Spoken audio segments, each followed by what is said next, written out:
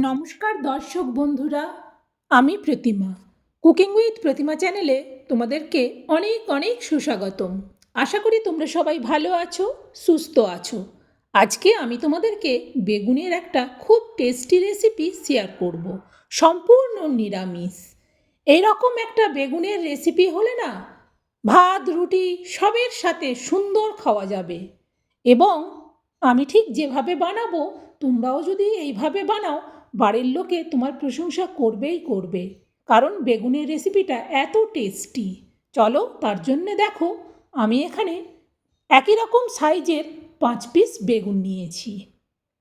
তোমরা তোমাদের প্রয়োজন মতো বেগুন নিও।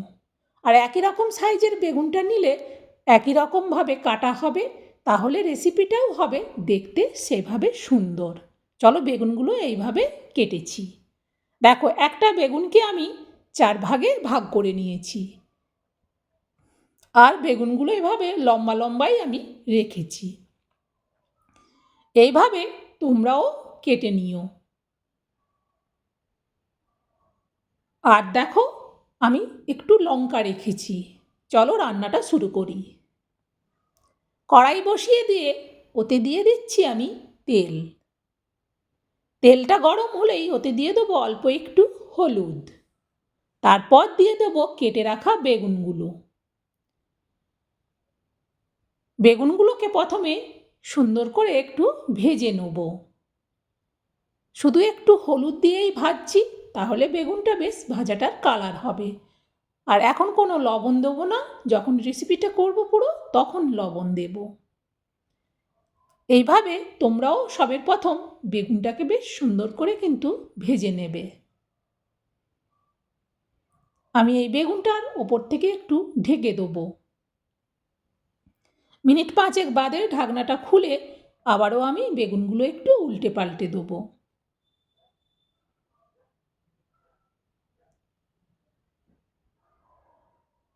বেগুনের সব দিক ভাজা হয়ে গেলে তখন বেগুনগুলো তুলে নেব।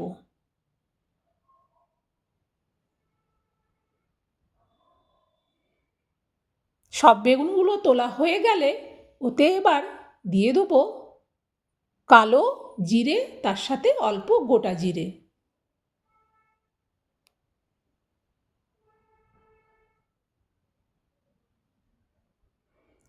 যে লঙ্কা নিয়েছিলাম সেই লঙ্কাগুলো আমি দুভাগ করে ভেঙে দিয়ে দিচ্ছি।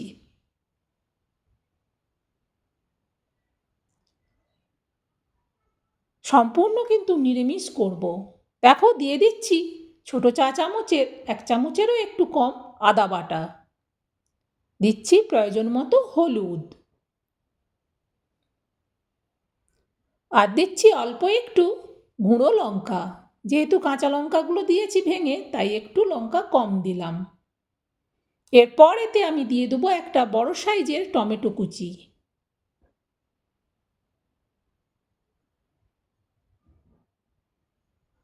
দিয়ে দিচ্ছি প্রয়োজন মতো লবণ। পুরো রেসিপিটার মাপেই লবণটা দিয়ে দিলাম। এরপর দিচ্ছি অল্প একটু চিনি। এবার দেখো, আমি এই 4 মগজটা নিয়েছি। এই 4 মগজটাকে বেশ সুন্দর করে বেটে নেব। এই রেসিপিটাতে এই 4 মগজটা দিলে টেস্টটা খুব ভালো হবে। চলো, এটাকে সুন্দর করে আমি বেটে নিয়ে আসি। যেহেতু খুবই অল্প, তাই এটা আমি শিলনোড়াতেই বাটবো। মশলাটা বেটে এনে এটা একটু ভালো করে নেড়ে নিচ্ছি। সুন্দর করে নেড়ে নেওয়ার পর তারপর বেটে রাখা 4 মগজটা দিয়ে দেবো। দেখো, 4 মগজটা বেটে নিয়েছি একদম প্লেন করে। পুরো 4 মগজটা দিয়ে দিলাম। এবার এটাকে সুন্দর করে ভালো করে কষিয়ে নেব। এতে কিন্তু একটুও জল দিইনি, অথচ টমেটোটা থেকে কতটা জল বেরিয়েছে। যে সমস্ত বন্ধুরা আজকে প্রথম আমার পরিবারে এসে আমার এই মজাদার বেগুনের রেসিপিটা দেখছো, তাদেরকে বলবো, যদি আরও রেসিপি দেখতে চাও তাহলে সাপোর্ট করে আমার পাশে থেকো। দেখো, এতে কিন্তু আমি অল্প একটু জল দিলাম। যেই বাটিটাতে আমি 4 মগজটা বেটেছিলাম সেইটাতেই অল্প জল দিয়ে দিয়ে দিচ্ছি ভেজে রাখা বেগুনগুলো। এই রেসিপিটার এতটাই টেস্ট হয়, যখন তোমরা বানাবে বুঝতে পারবে। চলো একটু ঢেকে দিই। নতুন পুরনো সব বন্ধুদেরকে বলবো, এত কষ্ট করে রেসিপি শেয়ার করি, একটা লাইক দিও। লাইক দিলে রেসিপি শেয়ার করার উৎসাহ অনেক গুণ বাড়ে, তাই বলি লাইক দিতে। আমার পুরো রেসিপিটা কিন্তু হয়ে গেছে, এবার এটা নামিয়ে নেব। এমনিতেই ভাজা অবস্থায় বেগুনগুলো সেদ্ধ হয়ে গেছিল, তারপর একটু ঢেকে দিয়েছিলাম, ভারী সুন্দর করে কিন্তু সেদ্ধ হয়ে গেছে।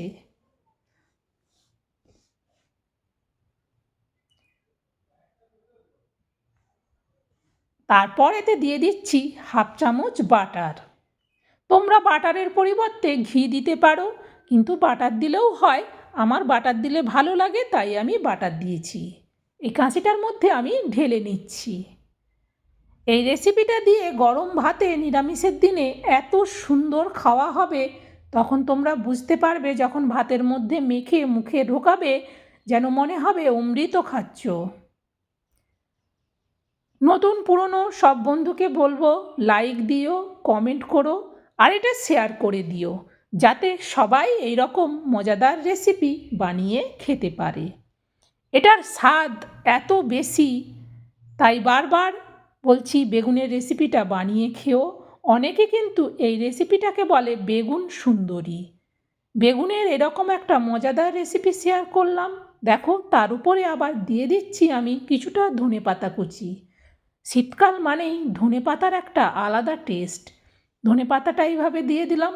দেখো রেসিপিটা দেখতেও যেমন সুন্দর, খেতেও কিন্তু হয় তেমন সুন্দর। পরের রেসিপিতে আবার দেখা হবে। সবাই ভালো থেকো, সুস্থ থেকো।